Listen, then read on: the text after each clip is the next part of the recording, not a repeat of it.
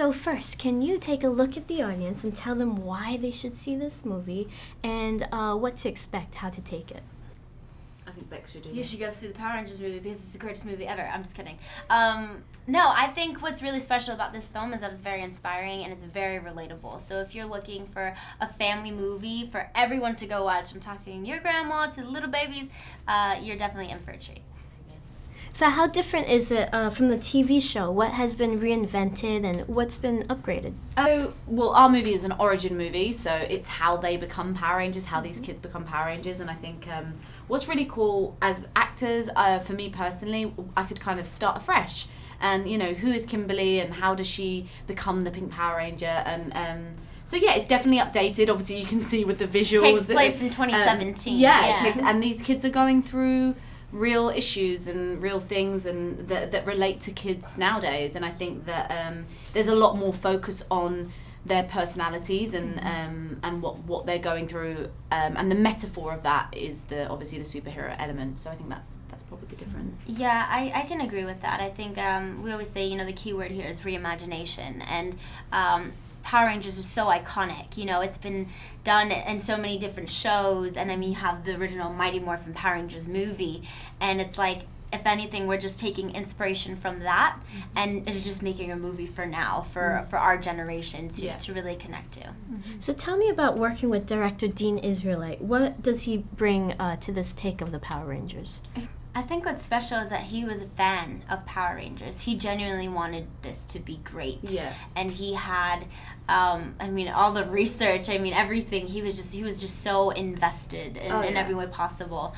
Actually, my favorite was watching when he would be watching when we were filming, and he'd be on the monitors, and he'd cuff his headphones so tightly to his ears, so it was like he was watching the movie, and his face was so close to the screen. Yeah. And I was just like, passion. Yeah, he's very passionate, and also I think for me, he's an actor's director, so he's always has time for us. Always, it's not just about getting the shots. If there was any questions we had, and for an actor, that is like the dream. Yeah, it's not always the case. Well, because you have to be able to go seek direction from your director, and I think the hardest part is like when you have a director who's like telling you how to act in the sense of like they're acting too, and it's like, wait, I thought I was the actor and you're the director. Like, help me figure out the story for my character and where is she in this moment, and he did just that. So what about Haim Saban? How did you work with him? What was his role? Haim, we had the pleasure to meet actually one of the days on set, and it was so cool. He's such a lovely person, so alive. When I met him, I was just like, I just want to hug you. You're so awesome. He was like, hermana, and I was like, hey. So yeah, he's awesome. And I think he's been obviously very involved and wants the best for the movie, wants the best for us. And, So tell me what the Power Rangers meant to you when you were growing up, and what do they mean to you right now? For me, I don't remember the shows per se, but I do remember playing Power Rangers with my brother, and I kind of think, okay, I wonder why that is, and I think really for me it was the fact that there were girls in this group and there were girl superheroes. So as a young girl, that's what I'm going to resonate with, and I remember playing Power Rangers with him, and I think that shows that even if you didn't watch the shows per se, you wanted to be a Power Ranger. It was so iconic that it had some sort of effect on you. Something about it being an ensemble of 5 people coming together was really awesome, because I come from a big family, so it's like, okay, you can be a superhero with your friends. You don't have to do it by yourself. And what was the toughest aspect of making this film, and what was the most difficult scene and why?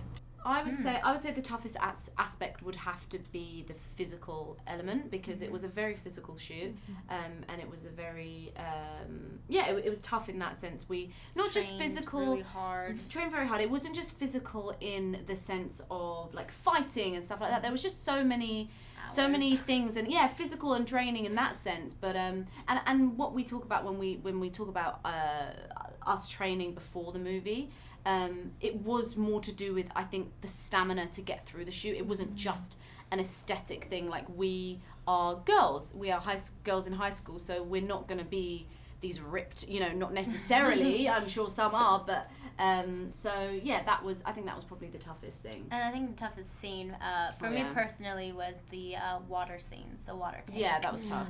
Because they made that tank in one of the stages, and it was so big. I mean, I'm telling you, it was something that like belonged in like the aquarium, or like SeaWorld or something. And I'm a great swimmer in a bathing suit, but swimming in costume was really tough, and on someone else's time.